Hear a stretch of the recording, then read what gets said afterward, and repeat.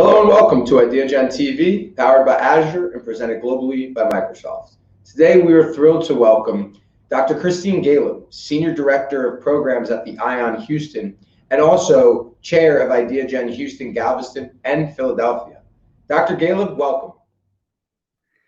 I'm so excited to be here.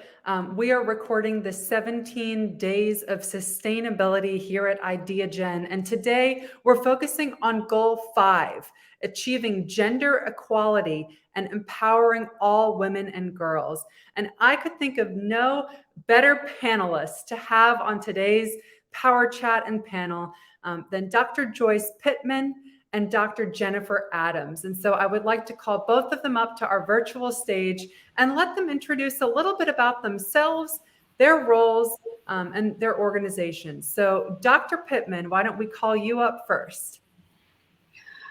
I'm Dr. Joyce Pitman, and it is indeed an honor to be here with you today to discuss the Sustainable Development Goal 5, Gender Equality.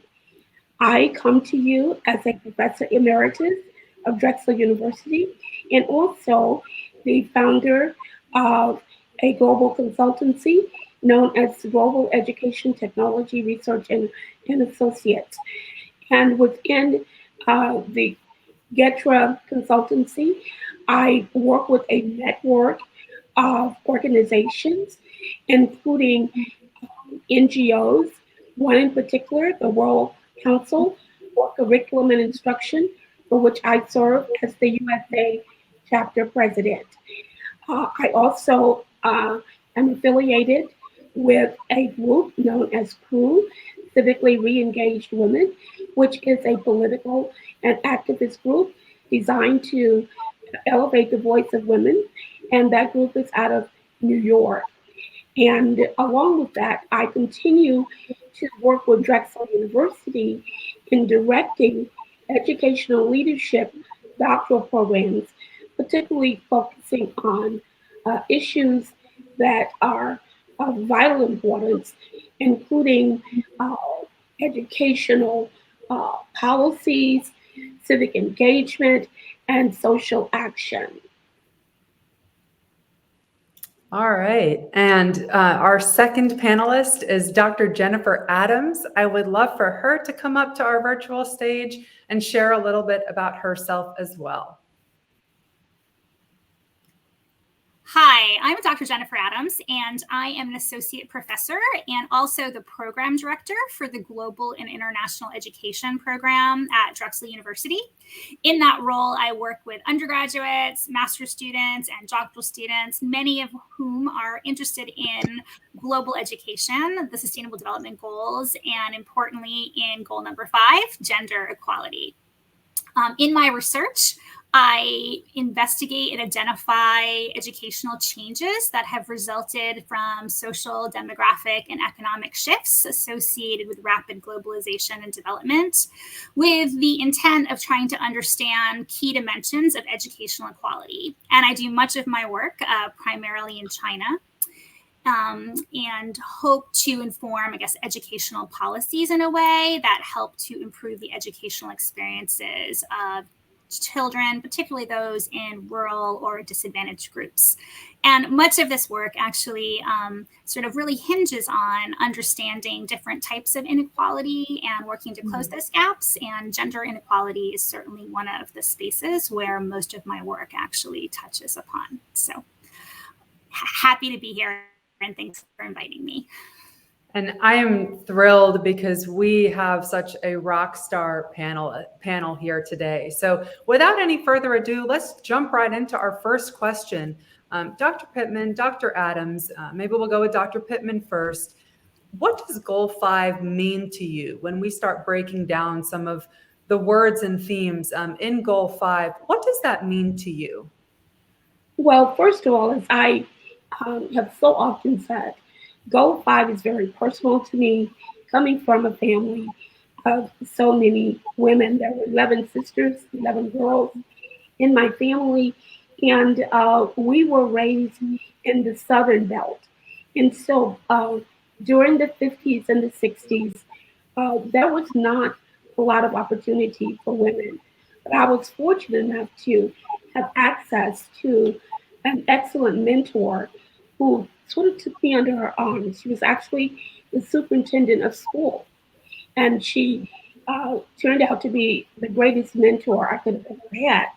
And so, what what gender equality means to me is giving back, providing that same opportunity for other women and girls that are involved in the networks that I uh, continue to support with regards to teaching, research, as well as leadership.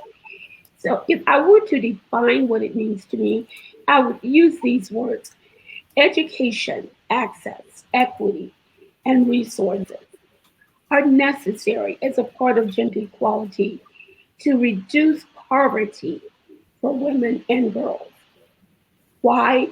To give them an opportunity to have their voices heard in every aspect of society through inclusion in governance and leadership networks.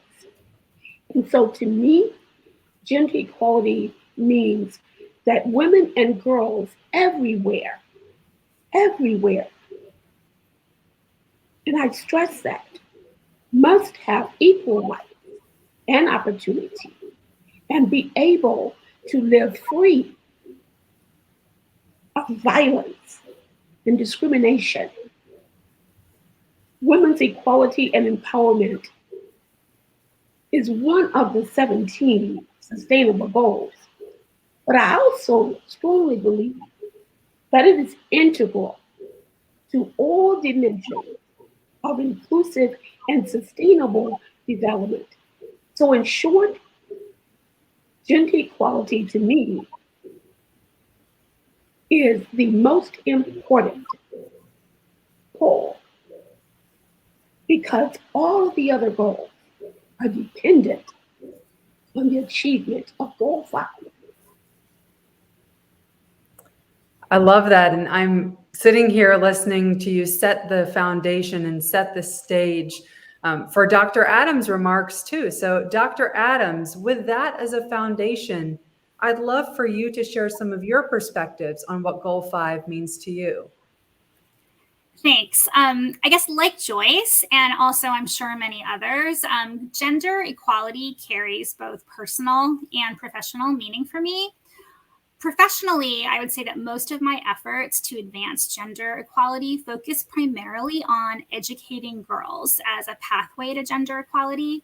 So in my work, I try to spotlight the ways that gender inequality intersects with other types of exclusion to exacerbate existing disadvantages in educational access, persistence, attainment, as well as other dimensions of the educational experience. So, for example, some of my work in rural China has demonstrated that one of the contributing factors for lower enrollments for girls is not only just being a girl in a rural community, but also the parental expectations, often lower parental expectations that parents have for girls in rural communities. Similarly, even some of my recent work that's investigating climate change, I've found that girls' attitudes about the environment are actually often more optimistic than male students' attitudes. Girls are more likely to believe that things are going to get better or have the potential to get better in the next 20 years. But at the same time, we know that girls often sustain a lower interest in science education. And so we have to think about what ways we actually harness their optimism. And so in that way, I guess, thinking about gender equality, I'm really thinking about the experiences that girls actually have in school. But personally, I am a mother to 2 daughters and really have thought about their upbringing. They're both teenagers and in college now, in a way where it's been really important for me for them to have the opportunity to be educated, to feel empowered, to be confident. and for them to learn how important it is to support other women and girls. So in my personal work, this has really led me to activities where I've been able to be engaged with my daughters and their friends through various organizations to sort of build knowledge and capacity in a young age that will help girls actually counter some of the structural discrimination that they experience that sometimes sort of diminishes confidence and empowerment in young girls. And we'll keep you in the hot seat for just a second here, because you're laying out significant work here in changing mindsets. And once the mindset is changed, well, now we can start talking about changing behavior. So I'd love maybe for you, Dr. Adams, if you could share some of the challenges that you faced doing this work, perhaps locally in Philadelphia, perhaps with your daughters and their friends, and then definitely internationally as well in China. Sure. I've thought about this a little bit, and I think that there are a couple primary challenges that I have encountered. And so one would be keeping policymakers and decision makers sort of focused on the complexity and the nuances related to the dimensions of gender equality. It's really easy for people to see, like in a Ministry of Education office, that the gender gap is narrowing, or there are just as many girls enrolled in school as boys. But enrollments are not always what they look on the surface. And so, as I was mentioning earlier, I'm really interested in the sort of intersectionality of different types of disadvantage. So breaking that down. So it looks like girls and boys are equally enrolled, but what does that mean? Are rural girls enrolled? Are girls from different ethnic minority backgrounds enrolled? Different geographic areas? And so really thinking more comprehensively about what the data tells us when we go below the surface. So that's been a challenge to have people sort of get beyond those surface numbers. And I would say along with that, there's challenges related to keeping girls in the picture, particularly given the significant progress that has been made in many parts of the world over the last 2 decades, that it's a struggle and it requires persistence to keep girls' education on the forefront for policymakers.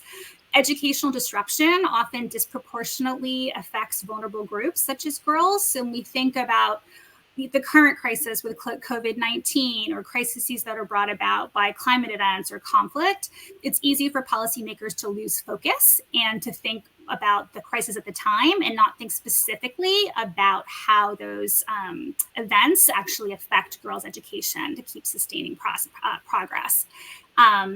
And then I would say, I guess another one would be just that it's hard. Like you just sort of mentioned, like changing mindsets is hard, changing behavior is hard, improving gender equality in schooling in China, other developing countries, in the United States, it's difficult. And efforts to change the mindsets and cultures and beliefs of families who are reluctant to maybe send their daughters to school can be controversial work. And it's something that I think requires extensive networks and partnerships and support, and I guess, and persistence. And I love that you're bringing up this concept of networks and partnerships and support, as well as collaboration. And so I'd love to now turn the virtual stage over to Dr. Pittman and have her tell us a little bit more about the ways that she's collaborated to empower women, to make sure women have mentors, to make sure that we keep girls and women in the conversation and at the forefront of those conversations. So Dr. Pittman, we'll go over to you. Great, thank you so much. And I'm so happy to hear Jennifer really bring in and focus on that collaboration, because that has really been, I'd say, probably the key to social action and making much of what needs to be addressed with women, making those voices heard is actually through collaboration. I find that in my work, particularly with the World Council on Curriculum and Instruction, which is the UN NGO that I work very closely with and have been working with for about 15 years now. And some of the issues this organization is allowed me to connect with women from all over the world in looking at the problems that they face in their own countries, because we talk about globalization and we talk about gender equality. We're not just talking about what goes on here. I always say what affects one woman affects all of us in some way, because we're all connected. And we have been able to pull together panels. We've been able to develop collaborative research projects with women in other countries. I've been able to connect my doctoral students in my educational leadership program to other to women in other countries to share and discuss common issues that they face, such as low income among women. That's one of the number one issues. Cultural diversity among women. When we even look at our own country, the faces of women are different now.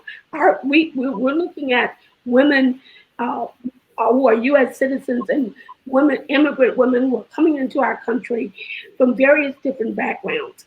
And through the World Council for Curriculum and Instruction, through our annual conference, through a podcast that I've been able to set up, as well as through Drexel University, a project, the Global Teach Connection Project, which is the project that's focused on developing women and girls, as well as others, global competencies. But I still find that most of our participants, just by the sheer numbers of women in education, always turn out to be overwhelmingly women. And so during these conversations that I've been able to set up between women and among women, mentorships, I've had women to write books about their experiences where I'm able to provide them with guidance and support to share their work in scholarly ways. I've been able to work with women to connect them politically, to have them understand how to contact their community government representatives to get their voices heard regarding issues such as childcare, health education, technology training, and violence against women, services to support them, safe places for them to be. So it's just a whole gambit of services. And many of these services, many of these issues come up in the advising that I do with them on an individual basis, where they share these concerns, and then I'm able to direct them to services or organizations or networks that can provide support for them. Many of the women are seeking voice because they feel like they just don't have anyone to talk with. So in many cases, I serve as a first point of contact. And then from them contacting me, I'm able to sort of help to assess their needs. And those sometimes I can provide that support for them, but other times I most often need to call on other collaborators and other women and ask them, would you be able to serve as a mentor for this young woman? And I always say it starts with one. For example, I have one student, Dr. Pia Scott. I'll just use her as an example. She doesn't mind me. She loves it when I use her name. She wanted to write up. She had such a traumatic experience working on her doctorate and getting her doctorate as an African-American woman that she wanted to tell her story to let other African-American women know that it's possible, don't give up, and to share with them her struggles. And from that student, she's now a doctor, she's no longer a student, but we were able to organize and invite 12 other African-American women to share their stories. And they wrote a book, and right now they're on book tour. And they have shared their stories in many different arenas. And as a result, we have other African-American women who are now feeling comfortable using their voices in order to call out injustices and to recognize when they are being minimalized. I've also been able to use the civically engaged network in the community in our meetings with women. There's a training that is done, training women on how to use their voices and training them on knowing when and on what issues they need to be cognizant of. For example, right now, there are 10 historic advances for women that affect women that are at risk here in the United States. But most young women or women in general are not aware of these risks until it actually happens. One has to do with women's right to vote from 1920, and that's very much a focus now. Is we're looking at the sheer power that we as women have, and that we're not, in some cases, depending on the community and the sector of the country, we're not using that power. And then we have women in other countries who are not allowed to vote. And so we have these common issues and opportunities. The Social Security Act, the Equal Pay Act, the Medicare Act, the Medicaid Act, Title 10, the National Family Planning Program. And we know right now that we have Roe versus Wade that is putting many women at risk, not only in certain states, but all over the United States. And the Violence Against Women Act, 1994, the Affordable Care Act, all of these are civically, political agendas that are leading this country and that affect women. But if you look at them, most women, you ask them, are you aware of this? Do you know what's going on? They're not. So part of this network of bringing women together is to create this awareness so that they will know and can make decisions not only about their life, but they can also have voice in higher arenas. And so those are several ways that I have seen my work be able to use. It's by helping women to create voice through social action. And just listening to you, I'm immediately inspired by the work both you and Dr. Adams are doing. And I'm immediately thinking of, oh my gosh, we have so much more work yet to do because we're not there yet.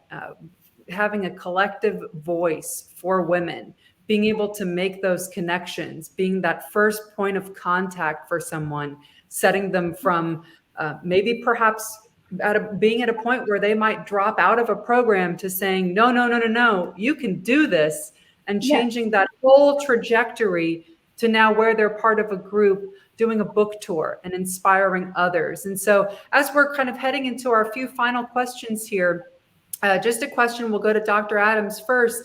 What is your advice for others doing this work? This is challenging, necessary, tough, difficult work, but it's so worth it. So what's maybe one or two nuggets of advice, Dr. Adams? Well, so I have more of an academic view of some advice, but before I get to that, actually, I just want to sort of piggyback on what Joyce was just saying about voices and telling stories, because it resonated so much with me. And I think it resonates so much also when we think about educating girls. So, for example, Joy mentioned the sort of the perspective, it takes just one. I think something similar to that the Girl Effect, which is an NGO that's been doing work in this space for many years, has used is change starts with one girl, change starts with a girl. And that's a message, that's a story that young girls can understand. It's more than just a catchy slogan. Change starts with a girl. Change is not just a nice idea. It's one of the most important things that you can be a part of. And this requires doing something, right? So I think when I talk and do work with young girls, I ask them to ask themselves, what can I do? What could I do to change the story of a girl or a woman? Right? It also requires saying something, which means spreading the word, telling these stories.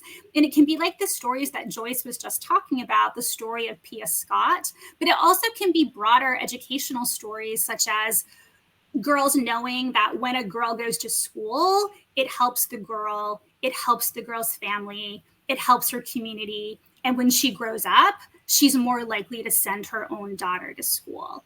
So when I think about advice for people, one of the things that I would say is like to tell these stories, tell stories of female empowerment, tell stories about how education actually matters for girls, and that young girls can be told these stories and can retell these stories to each other. And it has that network effect, I think, that Dr. Pittman was just talking about.